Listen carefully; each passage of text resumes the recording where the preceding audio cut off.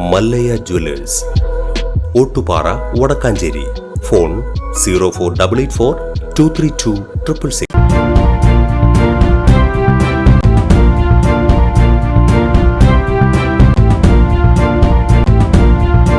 നമസ്കാരം, any time ന്യൂസിലേക്ക് സ്വാഗതം. ഞാൻ നിബി രാജേഷ്. പ്രശ്നങ്ങളിൽ നിന്നും ഒളിച്ചോടിയില്ല, സിനിമാ തിരക്കുകളിലായിരുന്നു താനെന്ന് മോഹൻലാൽ. ഹേമ കമ്മിറ്റി റിപ്പോർട്ടിന്റെ പശ്ചാത്തലത്തിൽ തിരുവനന്തപുരത്ത് മാധ്യമപ്രവർത്തകരോട് സംസാരിക്കുകയായിരുന്നു അദ്ദേഹം. വ്യക്തിപരമായ കാരണങ്ങളാൽ കേരളത്തിൽ ഉണ്ടായിരുന്നില്ലെന്നും തനിക്ക് പറയാനുള്ള കാര്യങ്ങൾ പറയും, എന്നാൽ നിങ്ങളുടെ ചോദ്യത്തിന് എനിക്ക് ഉത്തരമുണ്ടാവില്ലെന്നും വാർത്താ സമ്മേളനത്തിന്റെ തുടക്കത്തിൽ തന്നെ അദ്ദേഹം പറഞ്ഞു. സിനിമ സമൂഹത്തിൻ്റെ ഭാഗമാണ്. മറ്റെല്ലായിടത്തും സംഭവിക്കുന്ന കാര്യങ്ങൾ ഇവിടെയും സംഭവിക്കുന്നു. അമ്മ ട്രേഡ് യൂണിയൻ അല്ല, അത് അംഗങ്ങളുടെ ക്ഷേമത്തിന് വേണ്ടി തുടങ്ങിയ സംഘടനയാണ്. ഹേമ കമ്മിറ്റി റിപ്പോർട്ടുമായി ബന്ധപ്പെട്ട് മറുപടി പറയേണ്ടത് സിനിമാ രംഗം ആകെയാണ്.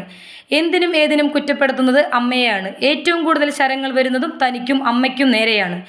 ഈ സാഹചര്യത്തിൽ അഭിഭാഷകരോടടക്കം സംസാരിച്ചാണ് അമ്മയുടെ ചുമതലകളിൽ നിന്നും രാജിവെച്ചതെന്നും മോഹൻലാൽ പറഞ്ഞു. കുറ്റം ചെയ്തുവെന്ന് പറയുന്നവർ ശിക്ഷിക്കപ്പെടും. അവർക്ക് പിറകിൽ പോലീസ് ഉണ്ട്. 10,000-കണക്കിന് ആളുകൾ പണിയെടുക്കുന്ന സംഘടനയാണ് മലയാള സിനിമ ഇൻഡസ്ട്രി. അതിനെ തകർക്കരുത്.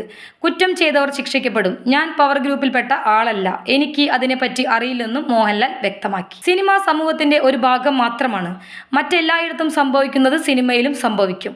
ഞാൻ അതിനെ പ്രോത്സാഹിപ്പിക്കുകയല്ല. എല്ലാ മേഖലയിലും ഇത് സംഭവിക്കുന്നുണ്ട്. ഹേമ കമ്മിറ്റി റിപ്പോർട്ട് വളരെയധികം സ്വാഗതാർഹമാണ്. ഞാൻ 2 വട്ടം ആ കമ്മിറ്റിയുടെ മുൻപിൽ പോയിരുന്ന് സംസാരിച്ചയാളാണ്.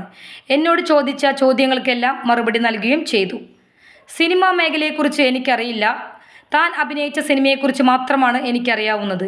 ഹേമ കമ്മിറ്റി റിപ്പോർട്ടിൽ ഉത്തരം പറയേണ്ടത് അമ്മയല്ല. അമ്മയ്ക്ക് അംഗങ്ങൾക്ക് പെൻഷൻ കൊടുക്കാനുണ്ട്, ഇൻഷുറൻസ് കൊടുക്കാനുണ്ട്, വീടുകൾ നിർമ്മിച്ച് നൽകാനുണ്ട്, മെഡിക്കൽ ക്യാമ്പുകൾ സംഘടിപ്പിക്കുന്നുണ്ട്. അതൊന്നും നിർത്തിവെച്ചിട്ടില്ല. ഗൂഗിൾ മീറ്റ് വഴി എല്ലാ ഭാരവാഹികളുടെയും അനുമതി വാങ്ങിയിട്ടാണ് രാജി തീരുമാനം പ്രഖ്യാപിച്ചതെന്നും അദ്ദേഹം പറഞ്ഞു. News desk, any time news. കൂടുതൽ വാർത്തകൾക്ക് ഞങ്ങളുടെ ചാനൽ സബ്സ്ക്രൈബ് ചെയ്യുക. ഫേസ്ബുക്ക് ഫോളോ അപ്പ് ചെയ്യുക. വാർത്തകൾ വേഗത്തിലറിയാൻ എനി ടൈം ന്യൂസ്.